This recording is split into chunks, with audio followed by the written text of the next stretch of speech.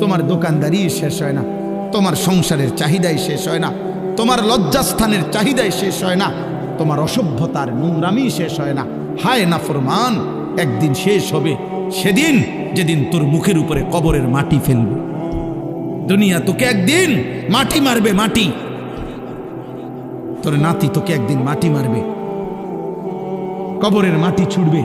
আল্লাহ নবী সাল্লাল্লাহু আলাইহি সাল্লাম বলছেন, লা ইয়ামলা আফাহু ইল্লা তুরাব। আল্লাহ তাআলা বলছে দুনিয়া লুভির মুখ পূর্ণ হবে না কোনোদিন মাটি ছাড়া, মাটি। ওর মুখে মাটি মারবা, কবরের মাটি, কবরের মাটি। এই জন্য একটা ছেলে, একটা বাবা, একজন মা, একজন বোন,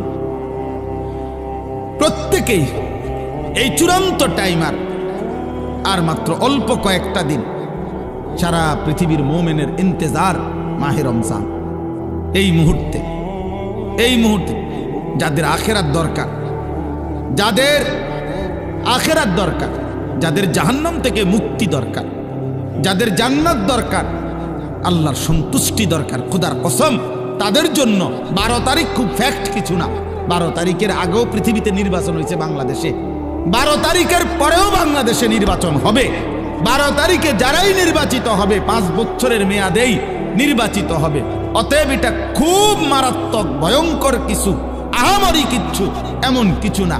এটাই চলমান একটি প্রক্রিয়া। এভাবে নির্বাচন আগেও হয়েছে, এখনো হবে, সামনেও হবে। আহামরি কিচ্ছু না। এটার একবারে আসমান নামাই এলাউনের কিছু না, জমিন আলগি দিয়ে এলাউনেরও কিছু না। কিন্তু আল্লাহ তাআলা বলছে এই সৃষ্টির সবচেয়ে বড় ঘটনা 12 তারিখ নির্বাচনের ঘটনা না। আল্লাহ বলছে ইজা ওয়াকাতিল ওয়াকিয়া, সবচেয়ে বড় ঘটনা হলো বান্দা এই গোটা সৃষ্টি আমি আল্লাহ একদিন ধ্বংস করে দেব, হাসরের মাঠ কায়েম করব। এটাই হলো সবচেয়ে বড় ঘটনা। কোরআনে আল্লাহ বলছে ওইটা বড় ঘটনা। সেদিন কি হবে, সেদিন কি হবে? ফাইদা বারিকাল বাসার ওয়া জুমিআ আশ-শামসু ওয়াল কামার। আল্লাহ তাআলা বলে প্রতিটা চোখ ইসরাফিল ফু দিলে, চোখের সামনে মানুষ যখন গুলো দেখবে আসমানটা ভাঙতেছে, কোটি কোটি তারকারাজি খসে খসে পড়তেছে, পাহাড় উঠছে, জমিনের মাটি বালুকণায় পরিণত হচ্ছে, সব কিছু ভেঙে চুরে তছনছ হয়ে যাচ্ছে। আল্লাহ তাআলা বলেন মানুষের চোখ উপরের দিকে উঠে যাবে, অবাক বিস্ময়ে মানুষ তাকিয়ে তাকিয়ে দেখবে সূর্য আর চন্দ্র একসাথে একাকার হয়ে যাবে। আর মানুষগুলো পাগল মাতাল হয়ে একজন আরেকজনকে শুধু জিজ্ঞেস করবে ইয়াকুলুল ইনসানু ইয়াউমাইদিন আইনাল মাফার। সবাই সবাইকে বলবে যে ভাই পালাবো কোথায়, আশ্রয় নেব কোথায়, আজ যাব কোথায়? আল্লাহ তাআলা বলবেন কাল্লা লা ওয়াজার, না না, আজ আর কোথাও ঠাই মিলবে না। ইলা রব্বিকা ইয়াউমাইদিনিল মুস্তাকার, আজ শুধুই তোমার রব আল্লাহর নিকটেই ঠিকানা। আজ মালিকের সামনে যেতেই হবে। এত আয়াত, এত কথা, কোরআনের এত বক্তব্য দোস্ত মিথ্যা না, মিথ্যা না। অতএব আমার কথা একটাই, আমি গতকালকেও যেমন আজকেও তেমন, 11 তারিখও এমন, 12 তারিখও এখন। আমার বুঝ এক বুঝ, ছোট বুঝ।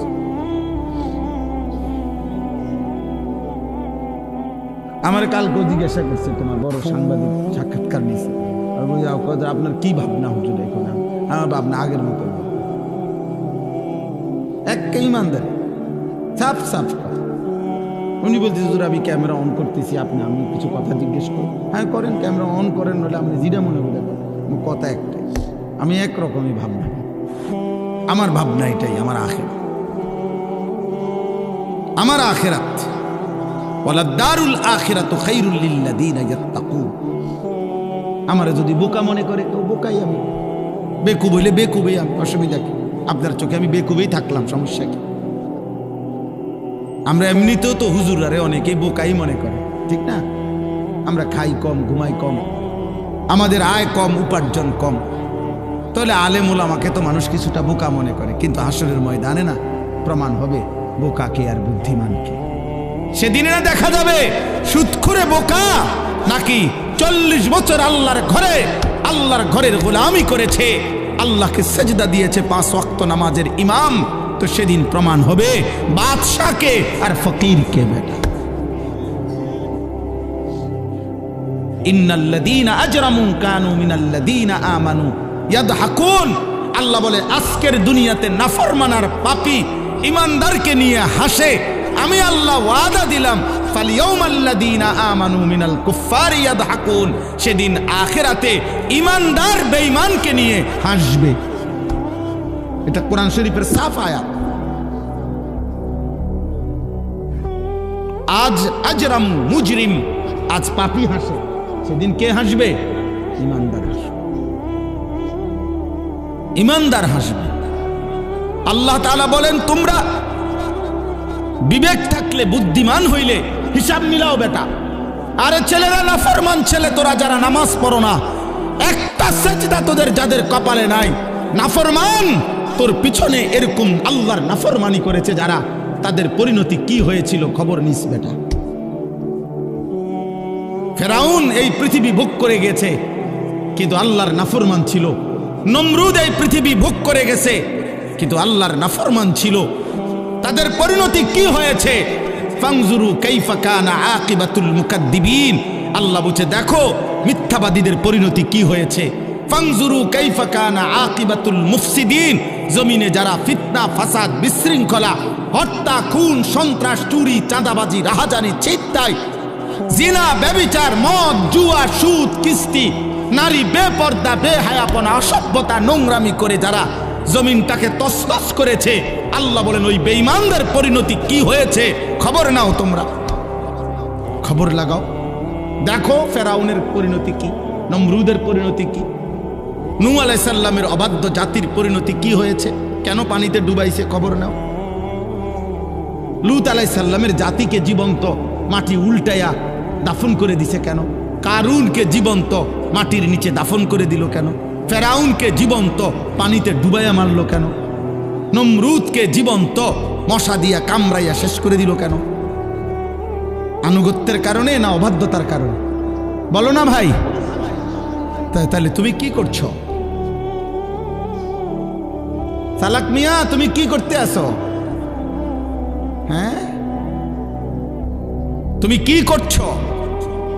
ও বলতেছিল মাওলানা ইয়াহিয়া, আমি অল্প একটু শুনতেছিলাম, আপনি আপনার স্ত্রীর দিকে এতটুকু নজর রাখলেন না। হ্যাঁ আপনার বিবি আরেক বেড়ার লগে কথা কয়, আমনও আরেক মহিলার লগে কথা বলেন, আমনও টেলিভিশনে নর্তকী দেখেন, আপনার বিবিও টেলিভিশনে অন্য পুরুষ দেখে, বিবির কলিজার ভিতরেও অন্য পুরুষের কল্পনা, আপনার কলিজার ভিতরেও অন্য মহিলার কল্পনা। সুখ আসবে কোত্থেকে? হ্যাঁ কত দুঃখের কাহিনী শুনবেন এই সমাজের বাস্তবতায়। প্রতিনিয়ত আমি তো দেখি, আহা কত ভদ্রলোক বিশ্বাস করেন, স্যুট পরা, বুট পরা, দামি গাড়ি বাড়িওয়ালা, বেচারার একাকির কান্না, মনে যেন নিজেও কাঁদি, কলিজা ছিঁড়ে কাঁদে একাকি যখন বলে হুজুর। কি পরিমাণ পেরেশানি, কি পরিমাণ পেরেশানি। আহ আহ দোস্ত আমার, বন্ধু আমার, আল্লাহকে বাদ দিয়ে, ইসলামকে বাদ দিয়ে, রাসূল সাল্লাল্লাহু আলাইহি সাল্লামকে বাদ দিয়ে, আল্লাহর কোরআন এবং সুন্নাহকে বাদ দিয়ে পৃথিবীর অন্য কোনো আইটেমে, অন্য কোনো পদ্ধতিতে সুখ আসে না, হৃদয়ের সুখ আসে না। ওইগুলা তো বিল্ডিং দালান, তো সুখের উপকরণ, দেখতে মনে হয় এগুলা চাকচিক্য, কিন্তু সুখ যেটা, আনন্দ, তৃপ্তি, স্বস্তি, এটা তো ইটের মধ্যে না, এটা তো কলিজার মধ্যে, এটা তো দিলের মধ্যে। বাবা তোমরা এতগুলো ছেলে, আমি তোমাদেরকে বললাম বাপ, তোমাদের অধিকাংশ ছেলের চেহারা দেখে বোঝা যায়। তোমরা দাঁড়াইয়া দেখো, তোমরাই তোমাদের চুল দেখো, দেখো তোমাদের এই চুল মুসলমানের সাথে, কোনো আলেমদের সাথে, কোনো দিনদার মানুষের সাথে, তোমাদের দাদা, চাচা, নানা, বয়স্ক, মুরব্বী, নামাজি মানুষের সাথে ন্যূনতম কোনো মিল আছে কিনা? আব্বা তোমরা যদি বিবেক থাকে, যদি মায়ের দুধ খাইয়া থাকো, তো দেখো তোমরাই দেখো।